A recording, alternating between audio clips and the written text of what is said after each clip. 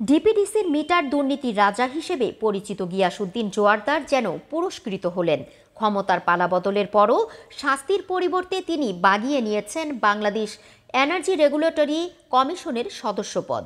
ডিপিডিসির prepaid meter প্রকল্পের পরিচালক থাকার সময় ঘুষ দুর্নীতিতে অভিযুক্ত গিয়াসউদ্দিন রাজনৈতিক দলকে ঢাল বানান নিজেকে বাঁচাতে। যোগ্যতা না থাকার পরও এভাবেই তিনি বসেছিলেন ডিপিডিসির ইঞ্জিনিয়ারিং বিভাগের নির্বাহী পরিচালকের পদে।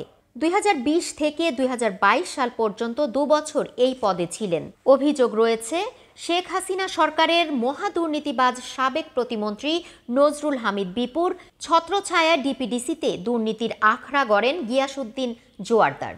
ডিপিডিসির সবাই তার দুর্নীতির বিষয়ে জানলেও মুখ খোলার সাহস পেত না। দুর্নীতির মাধ্যমে শত শত কোটি টাকার মালিক গিয়াসের এখন ঢাকায় রয়েছে অর্ধ ডজনের বেশি ফ্ল্যাট, বাড়ি ও দোকান। মেয়েকে পড়াশোনা করান আমেরিকায়। গিয়াসউদ্দিন ডিপিডিসির নির্বাহী পরিচালক থাকার সময় তার বিরুদ্ধে 60 কোটি টাকার বেশি ঘুষ বাণিজ্যের অভিযোগ ওঠে। একাধিকবার অভিযোগ জমা পড়ে দুদকেও। তবে এই মহাদুর্নীতিবাজ ক্ষমতার দাপট দেখিয়ে পার পেয়ে যান। গিয়াসউদ্দিন জোয়ারদারকে মঙ্গলবার বাংলাদেশ এনার্জি রেগুলেটরি কমিশনের সদস্য হিসেবে নিয়োগ দিয়েছে সরকার।